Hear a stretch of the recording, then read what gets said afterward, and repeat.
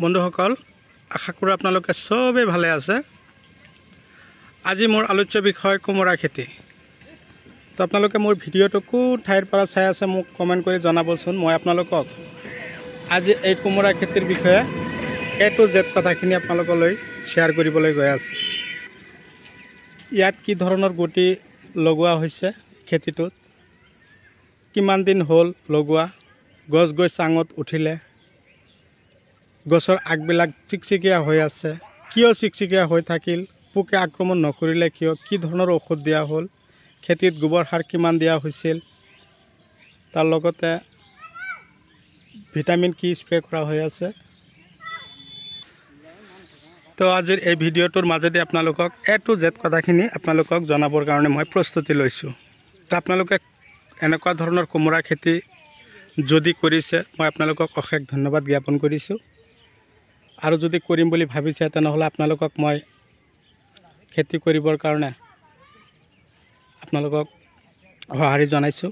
আপোনালোকে খেতি কৰক। আপোনালোকক যিমান পৰিমাণে মই হেল্প কৰিব লাগে, যিমানখিনি সহযোগিতা আগবঢ়াব লাগে মই আগবঢ়াই দিম।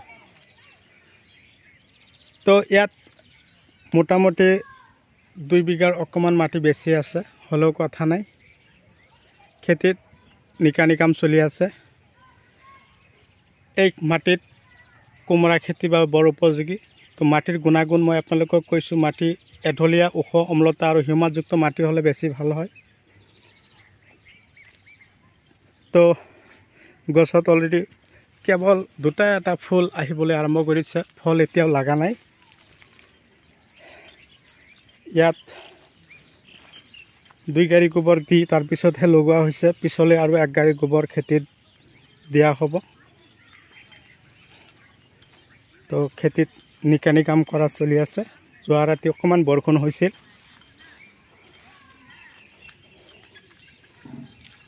ইফালে গছটো অকণমান সৰু আৰু ইফালে অকণমান ডাঙৰ হৈ আছে।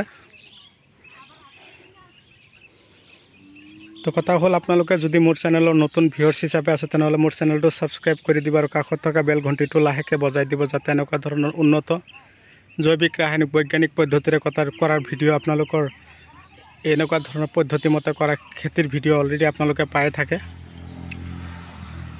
তো খেতিত অলৰেডি ৰাধা, গিৰি চিডৰ ৰাধা যিটো কোমোৰাৰ বীজ, এইটো লগোৱা হৈছে। লগোৱাৰ পদ্ধতি, এটা গছৰ পৰা আৰু এটা গছৰ ডিষ্টেঞ্চ ৰখা হৈছে 3 ফুট, শাৰীৰ পৰা শাৰীৰ ডিষ্টেঞ্চ ৰখা হৈছে 6 ফুট। এনেকৈ ৰাখিখিনি লগোৱা হৈছে। লগোৱাৰ বয়স আজি 1.5 মাহ। এতিয়া গছত 2টা ফুল আহি আছে। মোটামুটি 2 মাহ পাৰ হোৱাৰ পিছতহে গছত 2টা ফল দেখা পোৱা যাব।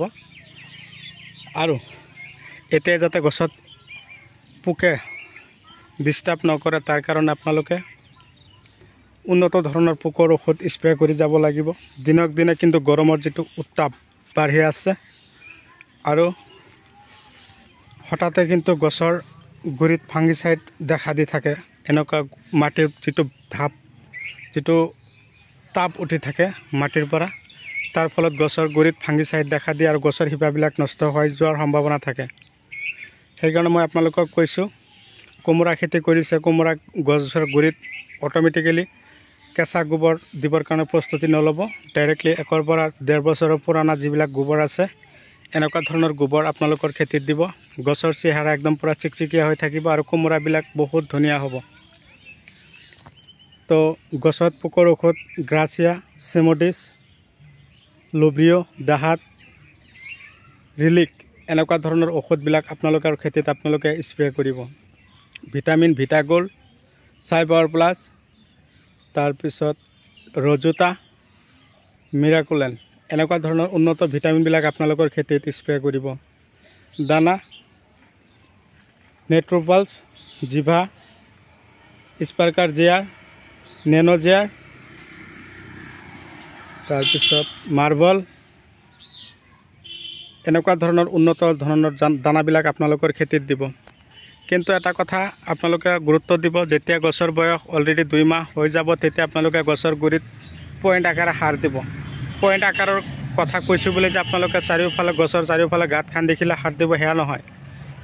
সেইটো কিন্তু ভুল পদ্ধতি। আপোনালোকে যিটো ৰিয়েল পদ্ধতি সেই পদ্ধতি মতে আপোনালোকৰ খেতিত আপোনালোকে সাৰ আৰু ঔষধবিলাক দিবৰ কাৰণে প্ৰস্তুতি ল'ব।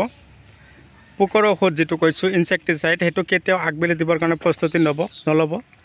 আৰু যিটো ভিটামিনৰ কথা কৈছোঁ ভিটামিন মোটামুটি 3টা বজাৰ পিছত আবেলি। আৰু যদি খেতিত আপোনালোকে সাৰ দানা দিব খুজিছে তেনেহ'লে সেইটো আবেলি সময়তো দিব, আগবেলি দিবৰ কাৰণে প্ৰস্তুতি নল'ব। আৰু এটা কথা মই কৈছোঁ মাজে মাজে ডোং দি দিব। আৰু আপোনালোকক যিটো মই কোমোৰা খেতি দেখুৱাই আছোঁ এই খেতিটো কিন্তু শীতকালীনত পৰিছে, এইটো গৰমৰ দিনত নহয় ঠাণ্ডাৰ দিনৰ। এই কোমোৰা কিন্তু আমি ঠাণ্ডাৰ দিনত কাটিব পাৰিম, কিন্তু কৰা হ'ল বৰ্ষাকালত, কাটিম আমি শীতকালত, হয়নে কথাটো? এনেকুৱা ধৰণৰ খেতি যদি আপোনালোকে কৰিছে আপোনালোকে যে কোমোৰাৰ দাম পাব এইটো কিন্তু গেৰাণ্টি আছে। এনেকুৱা ধৰণৰ খেতি যদি আপোনালোকৰ আছে তো আপোনালোকে যথেষ্ট পৰিমাণৰ টকা উপাৰ্জন কৰাৰ ভাল এটা ৰাস্তা আপোনালোকে নিশ্চয় পাইছে। এতিয়া কথা হ'ল যিদিনাখন কোমোৰা কাটিব খেতিৰ পৰা সেইদিনাখন আপোনালোকে খেতিত কি কৰিব, অলপ পৰিমাণৰ দানা, মই যিবিলাক দানাৰ কথা কৈ দিছোঁ আৰু DAP ইউৰিয়া মিক্স কৰি দানাৰ লগত তাৰপিছত আপোনালোকে সিঁচিব। আৰু 2 মাহ হৈ যোৱাৰ পিছত মই যিটো কৈছোঁ 3 পৰা 4 কিলো নেট্ৰোপালছ, 1 কিলো জিভা, 1 কিলো ব্লেক পালছ, 1 পৰা 1.5 কিলো আপোনালোকে হুমিপ্ৰো, এনেকুৱা ধৰণৰ দানা 10 kilo DAP 10 kilo urea mix কৰি এই গছৰ মিনিমাম 1 ফুট ডিষ্টেঞ্চ ৰাখি চাৰিওফালে ৰাউণ্ড আকাৰে সাৰ দিব, সেইটো পইণ্ট আকাৰে সাৰ দিয়া বুলি কয়।